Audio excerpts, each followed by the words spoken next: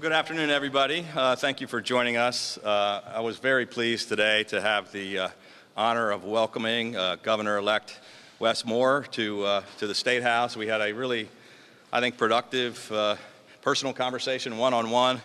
And we also had our teams meeting. The Lieutenant Governor, as you know, has been heading up the transition, and all of our cabinet agencies have been working really hard on preparing documents to help get the incoming administration up to speed. They also met at the same time. I just wanted to thank everybody for coming today. It's been a pleasure getting to know Governor-elect Moore a little bit better today, and I think we covered a lot of territory. And I told him that our entire administration is going to do everything we possibly can to not only ensure the peaceful transition of power, but to make sure that we can help them get up to speed with whatever information they want. And I told them I'm a phone call away. I gave them my personal cell phone. I said we're really excited as we get closer to the holidays, and Government House is all decorated up for. We're going to have the whole family over and give them a tour of the mansion and let them know what their new house is going to look like. So with that, I'll turn it over to Governor-elect Wes Moore.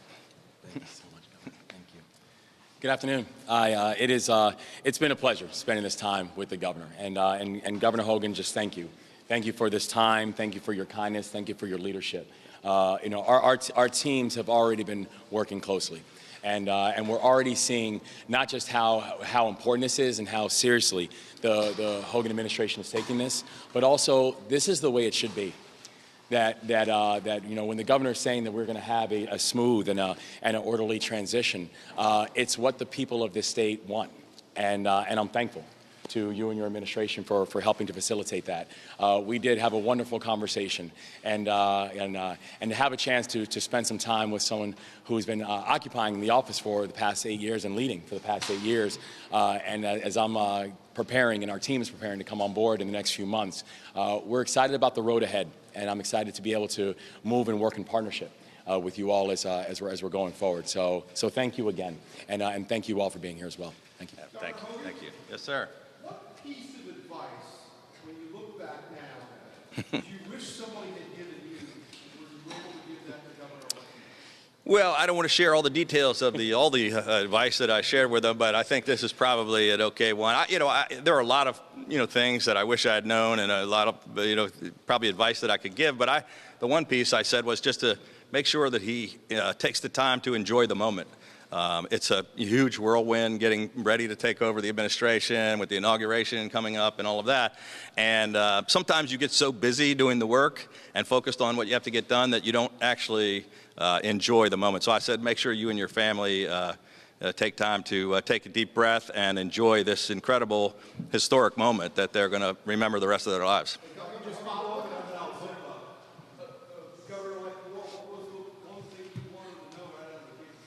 Well, I think, there are a lot of the details of the governance piece that we went into.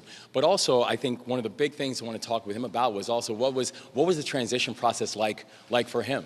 It's something when the people of the state give you their vote of confidence, it's humbling. It's inspiring, and you know that there are 100 things that you want to move and get done and move on quickly. And so the governor was very kind about saying all that is right and all that is good, but how do you think about the pacing of this as you're going into the role? Governor Hogan, what kind of governor do you think Governor-elect Moore will be going forward? Well, of course, I'm going to have to say great things today. When he's standing next to me, he's going to be a great governor. No, I've been very impressed with Governor-elect Moore. I know his heart is in the right place. I think he ran for governor for the right reason. I think he cares about the people of the state. He's obviously a smart guy. I love his military background, and I'm not only am I going to try to help him with whatever he needs to be successful, but I'm certainly hoping, like the rest of the people in the state, that he has a very successful term as governor, and I'll be very happy to see that happen.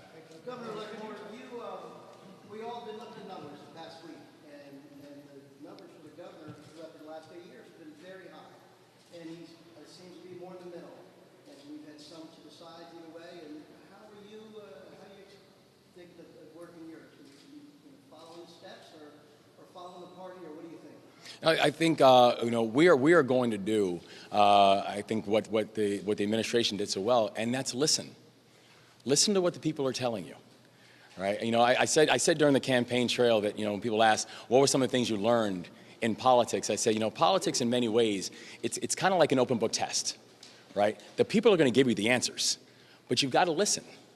And so the things that we are going to focus on, as we've said during the campaign trail, about how we are going to continue to ensure that people that people have a right to feel safe in their own neighborhoods and in their own communities, that that we're going to invest in a 21st century education system, all the things we talked about.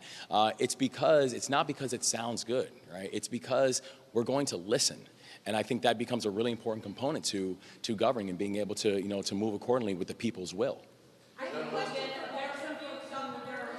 First of all, I wish I had known about the open book test. I studied. I didn't know. But I didn't know there was a... I think a lot of you hear about transition, but to most people, it's kind of a, Yeah. it doesn't make sense, or they don't know what it entails. Yeah. I know that there's a lot going on behind the scenes. Yes. Can you explain what's happening here today? Well, I can tell you our side, and then I'm sure that he's got his perspective was his team. But having been an incoming governor and an outgoing governor, and participating in another transition before that, there's a lot of work that goes on, and that's why I appointed a while ago the Lieutenant Governor Rutherford to chair the transition from our side. He's been meeting with all the cabinet secretaries and other people. We've prepared very thorough and detailed briefing books on every single agency, which we've turned over to the incoming administration here today. And but so we're prepared to. There's a lot to know. It's a $50 billion budget and 60,000 employees and lots of moving parts. I don't want the new governor to have to figure that out. We want to give him every bit of assistance we can. And I know what it's like drinking from a fire hose on his end too, trying to get up to speed, because I've been there.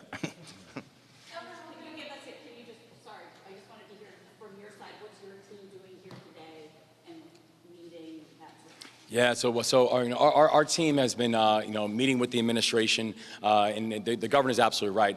That the lieutenant governor has been helping to lead the charge of pulling things together, which has been key, and it's been crucial to our team. And and while we were very, very focused on November 8th, making sure that we are getting all around the state and being successful on Election Day, the work that we are doing in preparation for this moment right now was happening prior. Because it's imperative for us that we are making sure that we're not just honoring the commitments that we made to the people of the state to be prepared and ready to go by Inauguration Day, but there's a seriousness and a soberness into this work, and so our teams are very much working into the details about what does it mean to prepare for the next step. And I just have one follow-up. I'm sorry, it's on the same topic. At a time when our nation is so polarized and there's so much negativity, do you hope, or do you think the two of you standing here today maybe setting the tone going forward? Do you believe you might be leading by example? I think that's a really important question, and I think he and I talked about this earlier. In this age of divisiveness and dysfunction and so much anger back and forth and people challenging the peaceful transition of power. I mean, right down the hall here was the very first peaceful transition of power when George Washington resigned his command of the Continental Forces. And, I think this really is important. This is the way it always used to be, but it's not happening today. And so we actually discussed that, how important this is, that everybody sees that we might be different parties, we might have different philosophies or things we want to accomplish, but we're both committed to making sure that the government continues to function and that we work together as closely as possible.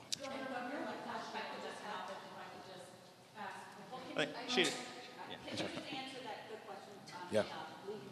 No, I think the people of the state, I know they will and they should pay attention to today.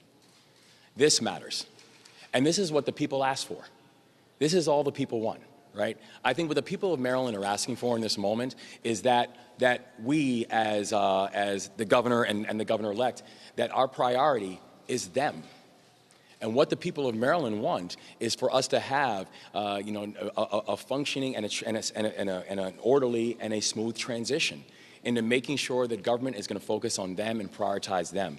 And so I agree. I think this has not just been a very good and important meeting between us and our teams.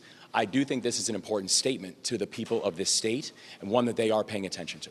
Governor Hogan, I have two questions for you on that topic. The first one, you made a comment saying that you felt like you were alone in the GOP and that so many people in the party were on this Trump Titanic.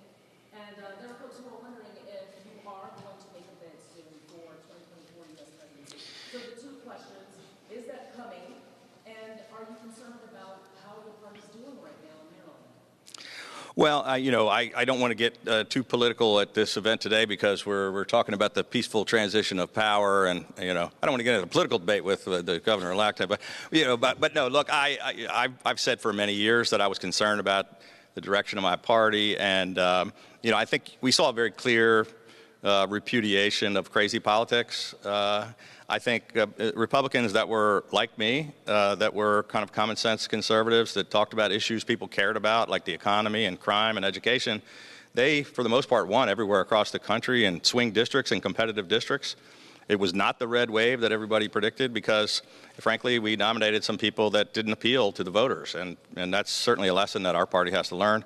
As far as me, we're talking about helping the new governor take over here in Maryland. I promise to give this job everything I've got every single day, and unfortunately, they're still going to make me work till January 18th, so we got 2 years till the next election. We'll have plenty of time to talk about politics. Governor, I want to talk about the transition process for you. How does it feel to be on this side of things? Does the pressure off a little bit? It feels pretty good. I remember we talked about this, and I said to Wes, I remember feeling exactly the way you did on election night and coming in here for the first time, and I was excited for him.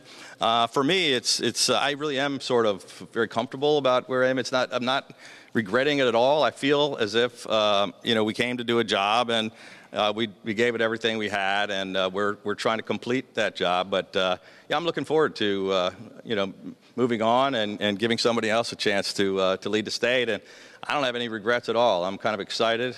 I know we got a lot of work to continue to do, and I got to do some packing and figure out what I'm going to do with my life. But I'm kind of excited about the new opportunities. Coming in here as governor-elect, what was the feeling for you walking through this office? Excitement. For the past year and a half, we've been I've been unemployed.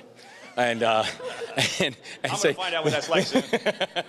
and say this has been the world's longest job interview with over 6 million hiring managers. But there's a real level of excitement because I know this is a place that for the past year and a half, we've been talking about the work that we hope to do, and we're thankful that on Tuesday the people of Maryland have gave me the honor of saying you're hired and we're ready to move forward.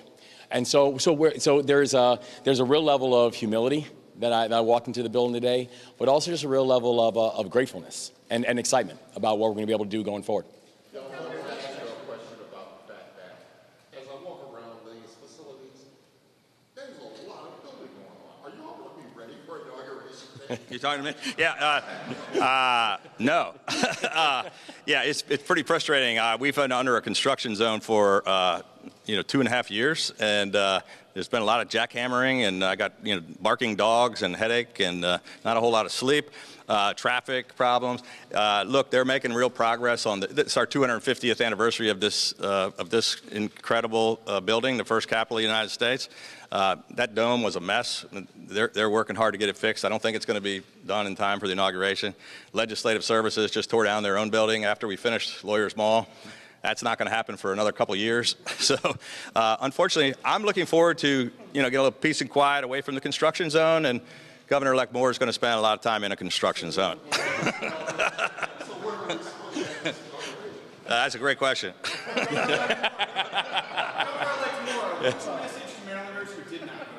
My message to all Marylanders is that I'm ready to get to work, and I'm excited to be your governor. Whether or not I earned your support during the general election or not, I plan on going to earn it. And for those who I'm thankful that they voted for me, I plan on keeping your support. Spend just an extra moment on politics. Locally in the state, what is the future for your party in this state? What's the way forward for the Republican Party I think it's a pretty simple answer. We've been really successful with our brand of politics, and I was able to win the bluest state in America, a state that, President Biden won by 33 points. I was able to run 45 points ahead of President Trump.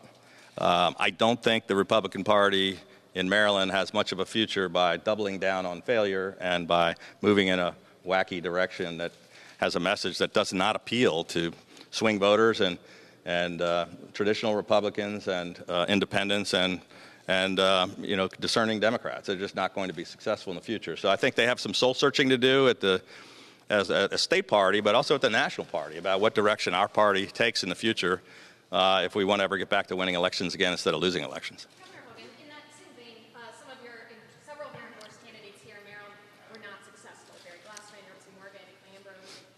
Can you talk a little bit more about that? And also, who did you vote for governor? Look, almost all Republicans lost in Maryland, as they almost always do, because it's more than 2-to-1 Democrat to Republican. But we had some great candidates that I endorsed and I supported that I thought would have been great. I think some of them ran very good campaigns. We also elected some kind of, people that didn't have any message that appealed to anyone, and they lost for good reason. And who did you vote for? I think that's why they have the secret ballot. You get to go. I don't really, I went in there, I voted for somebody, but I don't have to tell you guys who it was. Can I ask you a legislative question? Love it. It's important that you meet with the outgoing governor, but you are going to be working very closely with Senate President Ferguson, Speaker Johnson. Could you tell us what your relationship with them is, and are they necessarily expected to be on board with everything you want? Yeah, I think the relationship that I have with them is strong. I was thankful that I received the support even early in the primary from the Speaker of the House and also from the Senate President. And I think it's because they know that we're going to have a strong partnership, that there will be things that we're going to move fast on, that it won't necessarily be an agreement on everything, but they always know that in me they're going to have a partner inside of this work. And Governor, just on that real quick, you've worked with them as well too. Is there some advice you could impart to the incumbent governor about dealing with the heads of the two legislative bodies that are standing in front of her? I mean, we talked a little bit about my relationship with the legislature and a little bit of advice, but I think he's already well familiar with both the Senate President and the Speaker, and I'm sure they'll have a great relationship. It'd probably be different than the relationship we had, but I valued the relationship, and we were able to accomplish so many things by reaching towards the middle and being willing to compromise and to work on bipartisan common sense solutions. And it's for me, I just want to thank both the Speaker and the Senate President for the time that we had to work together and thank them for their cooperation. We passed 8 years in a row. We passed tax cuts, $4.7 billion. Past 2 years in a row, the largest tax cuts in history. I wouldn't have done that without the partners in the legislature, and I thank them for working together with us. Thank you, everybody. All right, thank you. Thank you, guys.